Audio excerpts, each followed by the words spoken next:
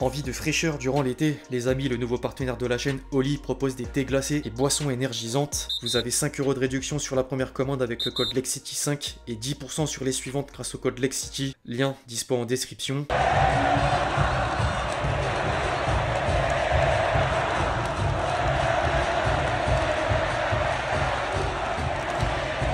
L'équipe, j'espère que vous allez bien. Aujourd'hui, nouveau Actu Foot. Messi a vraiment reçu un accueil digne de ce nom en Argentine à l'occasion de 2 matchs de gala. La Pulga était d'abord de retour à Rosario, puis de passage à la Bombonera devant l'ovation du public. La ferveur sud-américaine possède simplement une atmosphère unique. Au-delà du terrain, il est surtout revenu au pays pour passer du bon temps en famille. L'homme aux 7 ballons d'or vient au passage de souffler sa 36e bougie aux côtés des siens avant de voyager à Miami pour lancer les hostilités avec la franchise de David Beckham. Mbappé lui a d'ailleurs souhaité un joyeux anniversaire sur Instagram. Je cite « Joyeux anniversaire légende, je te souhaite la meilleure journée possible avec ta famille et tes amis. Merci pour ces 2 années passées ensemble à Paris. J'ai beaucoup appris de toi en tant que joueur, coéquipier, adversaire et homme. Rien que pour ça, je t'en suis reconnaissant. Bonne chance dans ta nouvelle aventure. » Bref, on va faire le point sur les derniers événements entre anecdotes, interviews ou encore mercato. Les amis, je compte sur vous d'avance pour lâcher votre meilleur j'aime sur l'épisode. C'est le meilleur moyen de soutenir la chaîne et me donner de la motivation pour les futures vidéos. Un gros merci à tous ceux qui le feront une fois de plus. Alors Messi a fait parler pour le séjour en Argentine, mais pas que. Après le dernier match de Ligue 1 édition 2022-2023, le PSG a fêté son 11e titre de champion de France et tout le monde savait que l'Argentin ne porterait plus les couleurs parisiennes suite à quelques péripéties. C'est le cas de le dire. Pour autant, Nasser Al-Khelaifi tenait à immortaliser le passage de l'un des plus grands joueurs de tous les temps jusqu'à lui offrir un trophée d'honneur avec le numéro 30. Le truc, c'est que quelques semaines plus tard, le fameux prix est réapparu lors d'une mise aux enchères de l'institut créé par Neymar. Il y a de quoi faire le lien avec l'intérêt qu'il a vraiment porté pour Paris, même si la cause en valait vraiment la chandelle. L'objet doré s'est vendu pour la somme d'environ 158 000 € dans le but d'aider les jeunes défavorisés et faciliter leur insertion sociale. A noter que l'acheteur n'est autre qu'un streamer. Respect. En parlant de ce que Messi a éprouvé pour son ancien club, il s'est confié dans un entretien pour beIN Sport, l'occasion d'évoquer sa relation avec les supporters parisiens sur les 2 dernières années. Je cite « Au début c'était super, j'ai reçu beaucoup d'encouragement, mais après les gens ont commencé à me traiter différemment, une partie du public de Paris. La majorité, elle, m'a bien traité, comme au début, mais il y a eu une cassure avec une bonne partie du public parisien. Bien sûr, c'était pas mon intention. » C'est pas tout, ce sont des choses qui se sont déjà passées avec Mbappé et Neymar aussi, c'est leur manière de faire, mais bon, je garde un bon souvenir de tous ces gens qui m'ont soutenu, comme ça l'a été au début, rien de plus, ça reste anecdotique. Je t'aime moi non plus, pour reprendre la célèbre citation. Neymar agit pour la bonne cause durant ses vacances, mais le foot va vite revenir. L'équipe réservait récemment une édition aux Brésiliens pour relater les polémiques et surtout s'interroger sur son avenir. Le journal explique que le joueur de 31 ans est heureux à Paris, tandis que Doha veut pas perdre les 3 éléments de la MNM au cours du même été. Le cas Mbappé, comme le choix du successeur de Galtier, auront sans doute leur impact. En parallèle, le PSG doit gérer la situation d'autres cadres et amener de nouveaux renforts au sein de l'effectif. Verratti, qui semblait parti pour rester, est dans le viseur de l'Arabie Saoudite. Encore un, une délégation saoudienne a voyagé à Paris et Al Hilal tente de l'attirer avec un contrat XXL. Concernant la quête du numéro 9, ensuite, une piste prend du plomb dans l'aile. Harry Kane aurait trouvé un accord de principe avec le Bayern et les Bavarois doivent maintenant s'entendre avec Tottenham qui n'est malheureusement pas vendeur. La presse anglaise estime qu'une offre proche de 100 millions € pourrait néanmoins suffire. Le club allemand est capable d'atteindre un tel montant comme l'a déclaré Herbert Reiner, le président du club allemand au début du mois de juin sur Bild TV. Je cite « Le Bayern est en mesure de dépenser 100 millions €, mais il faut que tout se passe bien lors du transfert. Tourelle a également son mot à dire. » C'est un coup dur de plus pour le Paris Saint-Germain qui garde quand même espoir. Selon RMC Sport, le club de la capitale a fait d'Osimhen une priorité mais pense toujours à recruter le buteur des Spurs. Les dirigeants parisiens partent désormais au bras de fer avec le Bayern pour Harry Kane en plus de Lucas Hernandez. Concernant Mbappé, à présent, quelques sources ont ajouté des précisions aux dernières nouvelles. À en croire Sportzone, si le Français prolonge pas son contrat pour au moins 2 ans, Luis Enrique conseille à la direction parisienne de le vendre maintenant pour éviter de décaler le problème à l'été 2024. Foot Mercato s'est également penché sur le dossier avec 5 points majeurs. Les Qataris qui auraient tranché pour une vente espèrent récupérer près de 200 millions €. Le Kicks a déjà un accord avec le Real Madrid. Il est prêt à honorer sa dernière année de contrat, sauf que Paris l'invitera à partir. Il n'y a aucun contact entre les 2 clubs pour l'heure, tandis que le PSG comptera pas faire le premier pas vers les dirigeants madrilènes afin de rester en position de force. On passera à la rumeur de Radio Marca qui indique que Liverpool serait prêt à payer 300 millions € pour passer devant la Maison Blanche. C'est presque de la science-fiction, mais qui sait, rien n'est impossible dans le foot.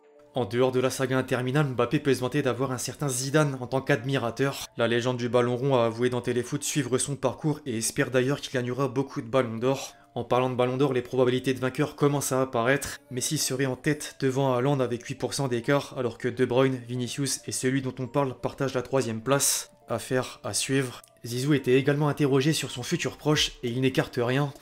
Je cite, « Revivre et retravailler en France, il faut rien s'interdire. Je sais ce que je veux et ce que je veux pas. J'espère me dire que rapidement je vais pouvoir entraîner. On aimerait tous, on aimerait tous. » Au rayon des entraîneurs, certains clubs français sont encore dans l'inconnu, à l'image de Strasbourg ou encore Nice. Le nouveau propriétaire du Racing a décidé de pousser Antonetti vers la sortie et le nom de Vieira apparaît comme potentiel successeur, pendant que les Aiglons viendraient à peine de se positionner sur Francesco Farioli qui officie à Alanyaspor en Turquie. D'autres, comme Marseille, ont heureusement passé la seconde pour avancer le recrutement. Geoffrey Kondogbia arrive et Marcelino travaille avec le réseau de Longoria pour renforcer le secteur offensif. L'ambition est grande car les noms de Ben Yedder et Balogun circulent malgré la contrainte financière. En parallèle, les dirigeants marseillais font tout pour convaincre Alexis Sanchez de poursuivre l'aventure. Un club saoudien lui a proposé un contrat XXL, mais le Chilien privilégierait d'étendre son bail avec l'OM.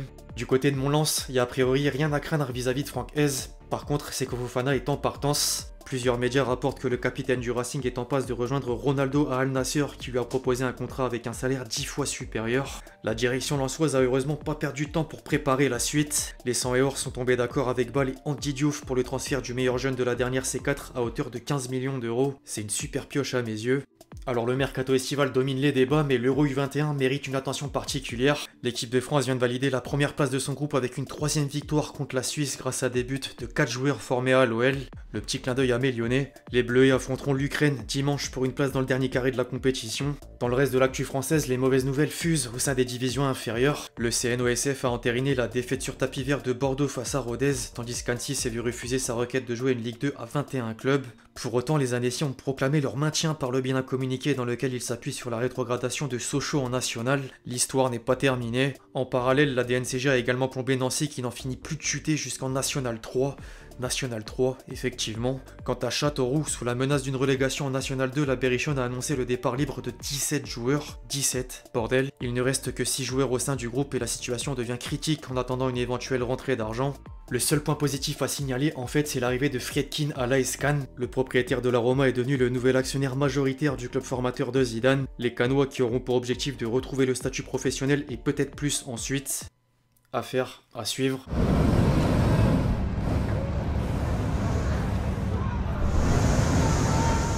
En Angleterre, l'auteur du triplé de trophée historique est plus qu'actif sur le marché des transferts. Manchester City a officialisé la venue de Kovacic contre un chèque de 25 millions d'euros. Les Citizens avaient également rejoint la danse pour Declan Rice avant de se retirer à cause des demandes excessives de West Ham. Arsenal s'apprête à rafler la mise pour la bagatelle de 116 millions d'euros plus 6 millions de bonus. C'est absolument colossal. Enfin, un mot sur Gundogan qui a réalisé une longue tribune pour faire ses adieux au club mancunien après 7 ans de bons et loyaux services. J'ai retenu quelques déclarations comme d'habitude. Je cite, « Après le triplé, après la parade spectaculaire sous la pluie de Manchester, je me suis dit, comment ça aurait-il pu mieux se passer? Qu'aurais-je pu faire de plus? Comment aurais-je pu écrire quelque chose de plus parfait? » Et ma réponse a été, c'est pas possible. Seule une destination pouvait le faire partir. Si je devais partir, il n'y avait qu'un seul club au monde qui avait du sens, c'était Barcelone ou rien. Depuis que je suis petit, je rêve de porter ce maillot un jour. Je suis persuadé qu'il me reste encore quelques années au plus haut niveau et je veux juste aider à ramener Barcelone là où il mérite d'être. Il a rejoint le Barça et retrouve un ancien coéquipier de Dortmund. Je vais retrouver mon vieil ami Lewandowski et je suis impatient de jouer sous les ordres d'un autre entraîneur que j'admire depuis longtemps. Lorsque Xavi et moi avons parlé de ce projet, ça a semblé tout à fait naturel. Je vois tellement de similitudes entre nous en tant que caractère et dans notre façon de voir le jeu. Gundogan a terminé par un hommage à Guardiola qu'il avait ramené au début du projet avec Manchester City. Je pense que Pep espérait que l'on vienne à City ensemble et qu'on partirait ensemble. Je suis sûr que ça aide que j'aille dans son club d'enfance. J'espère que nous nous retrouvons en finale de Ligue des Champions. Chez le rival madrilène, l'heure est encore au renouvellement. Après Ceballos, Kroos et Modric, le Real Madrid est sur le point de prolonger Camavinga jusqu'en 2028. 2028, effectivement. La clause libératoire de l'international tricolore sera d'1 milliard d'euros.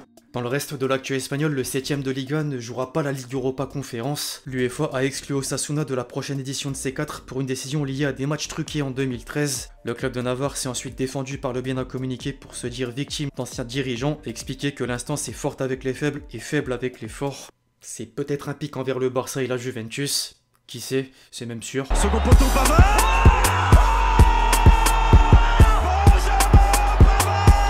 Avant de clôturer la vidéo les amis, c'est l'heure de caler le petit top but. De toute façon, il a mis la colle, Chiesa à l'accélération. Oh